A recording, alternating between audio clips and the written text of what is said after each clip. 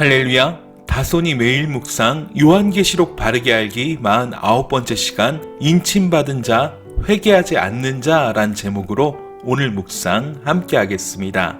본문은 요한계시록 9장 전체인데요. 4절만 읽겠습니다. 그들에게 이르시되 땅의 풀이나 푸른 것이나 각종 수목은 해하지 말고 오직 이마에 하나님의 인침을 받지 아니한 사람들만 해하라 하시더라. 이제 요한계시록 9장에 들어오게 되었습니다. 혹시 중간에 들으시는 분들은 지난 요한계시록 묵상과 함께 8장에 7나팔 재앙 4개의 나팔을 복습해 보시기 바랍니다.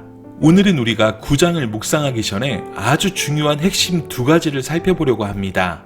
9장에서 가장 중요한 포인트는 4절과 20절, 21절입니다. 4절은 무엇입니까? 이 재앙의 대상이 이마에 하나님의 인침을 받지 아니한 사람들에 대한 것이란 점입니다. 이것은 마치 애굽의 열재앙 때의 고센 땅과 애굽이 구분되어 재앙이 임했던 것을 연상하게 합니다. 여기 이마에 인 맞았다는 표현은 물리적인 것이 아닙니다. 원래 인을 쳤다는 말은 소유를 확정하기 위해서 도장을 찍었다는 뜻입니다. 그래서 에베소서 1장 13절에 그리스도 예수를 믿는 사람에게 하나님께서 약속의 성령으로 인치심을 받았다고 말하고 있는 것입니다. 즉 사도 바울이 말하는 인침은 성령의 임재입니다. 우리 안에 거하시는 성령의 역사가 바로 인침의 증거가 되는 것입니다. 그러므로 하나님의 도장을 찾으려는 즉 신천지와 같은 어처구니 없는 사이비와 같은 시도는 어리석은 짓입니다. 믿음으로 살고 있는 사람들, 현재의 삶에 분명한 신앙 고백이 있고 삶의 변화를 보여주는 사람들이 바로 인침받은 사람들이라고 말할 수 있는 것입니다. 결국 이 심판의 때가 되면 누가 믿음으로 살았는지 그렇지 않은지가 확연하게 드러나게 될 것입니다. 인침을 받지 못했으면서도 그런 것처럼 살았던 사람들은 재앙을 피할 길이 없다는 의미가 되겠습니다. 외식적인 성도, 외식적인 신앙생활로는 하나님의 인침을 받을 수 없습니다. 절대 성령의 사람이 될 수 없습니다. 이것을 꼭 기억하십시오. 그리고 2번째 포인트는 계시록 9장 전체가 불신자들을 향한 재앙이란 사실입니다. 1절에서 11절까지는 황충, 즉 메뚜기 재앙입니다.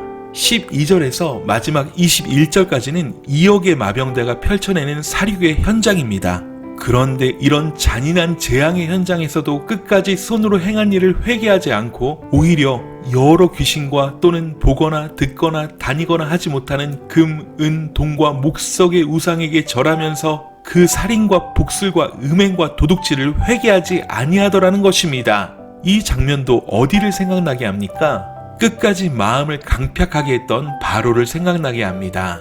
재앙을 통해 평균 3사람 중 1명이 죽었습니다. 그것도 온갖 고통과 괴로움을 당하다가 기어이 죽임을 당한 것입니다. 그런데 하나님을 인정하기는커녕 더욱 우상숭배에 몰두하더라는 것입니다. 이것이 마지막 심판 때 영원한 지옥에 던져질 사람들의 잘못된 선택인 것입니다. 그러므로 이 재앙들은 불신세계, 즉 예수를 믿지 아니하는 자들에게 던지는 하나님의 메시지였습니다.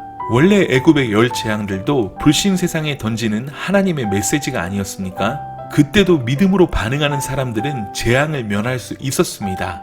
이것이 아주 중요한 부분입니다. 그런데 그와 동일한 상황이 다시 계시록에 펼쳐지면서 끝까지 회개하지 않는 사람들을 말씀하고 있다는 것입니다. 이는 정말 안타까운 일입니다. 우린 내일 계속해서 5번째 나팔 재앙인 황충의 재앙을 구체적으로 살펴볼 것인데요.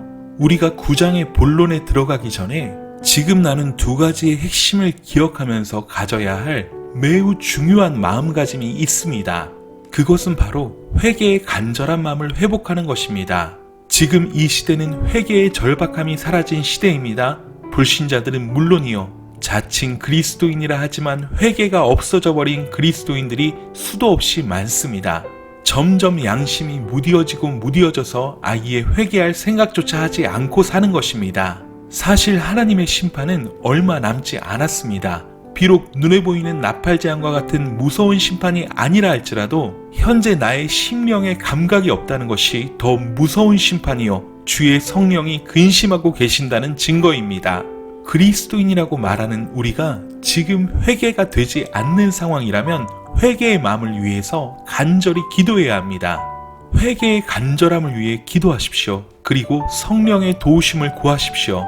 하나님은 애통하고 가슴을 찢는 간절한 자들의 기도를 결코 외면하지 않으십니다. 꼭 기도하십시오. 만일 우리가 회개하고 새로운 마음이 되어 성령의 충만함을 받는다면 하나님은 우리를 마지막 때에 귀한 하나님의 사람으로 사용하실 것입니다. 여러분, 저와 여러분이 회개의 사람, 기도의 사람이 되길 간절히 소원합니다. 오늘 하루도 강하고 담대하여 승리하세요. 사랑하고 축복합니다. 샬롬.